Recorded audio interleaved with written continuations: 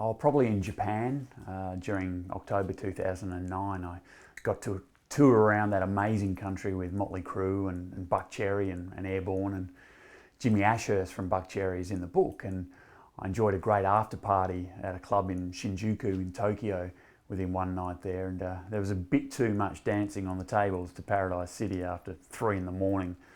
And we then went down to Osaka, and getting up on stage during Airborne sound check on that tour to sing a Cinderella song with Joel O'Keefe was good fun too. And I guess at home here in Melbourne, I was out bar hopping in the city with Ozzy Osbourne's bass player Blasco one night, and took him to see an Aussie tribute band play. That was a fun night, and he said that Ozzy loved hearing all about it the next day.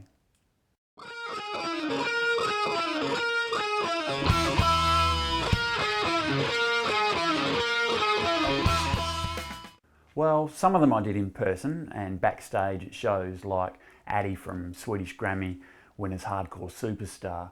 A couple of them found it easier to email me their answers that they wrote on jets as they were flying from country to country between shows.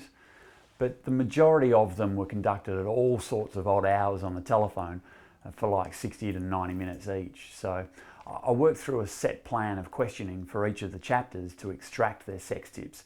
And this really worked out to be the best way to have them recount their own personal experiences and share their views with me so candidly.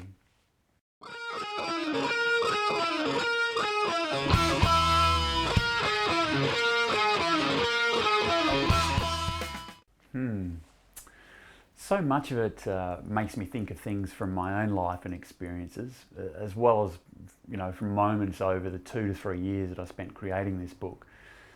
I guess the preferred partner profile at the end is really a nice way to close out the book, because when all their answers are tallied up, it's very interesting to see what the most common characteristics and attributes of the ideal sexual partner of a rock star are. There are some real surprises there, like brunette hair and natural breasts that probably debunk the typical cliches.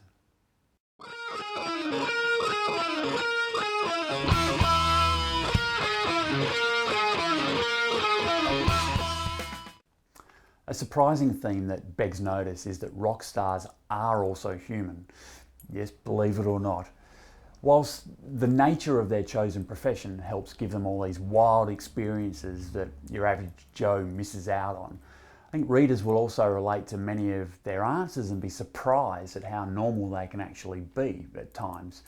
The rock stars are indeed mere mortals, like you and me, and as such, some of their sexual behaviours and views appear sensible and common and decent. So I think that's a pleasant twist that offsets all the rest of the absolute craziness in the book.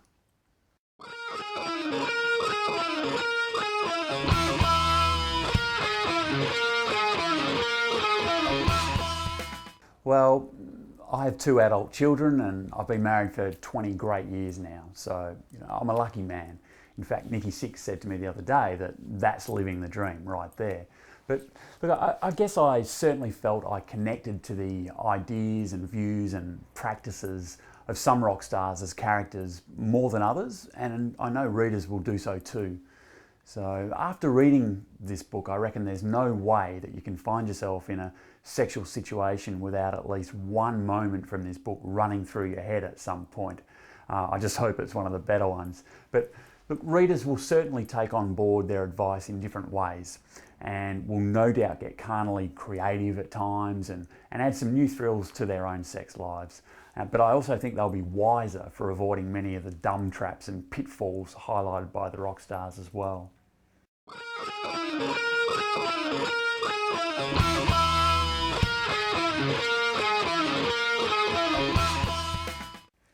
It's not intended to be a serious sex manual of newly discovered sexual techniques or the like. So it's simply a very entertaining insight into the world of rock stars and what they see and try, experience and recommend across all different aspects of sex, everything from dating to divorce. It's part eroticism, it's part rock biography, it's part comedy, it's part self-help. So it's really a festival of rock stars sharing their ideas and thoughts on all of their sexual instincts and urges. So if that simply entertains people or it truly helps someone improve, it's all good. You'll certainly have plenty of cool little conversation pieces for your friends anyway. I think dinner parties will never be the same again.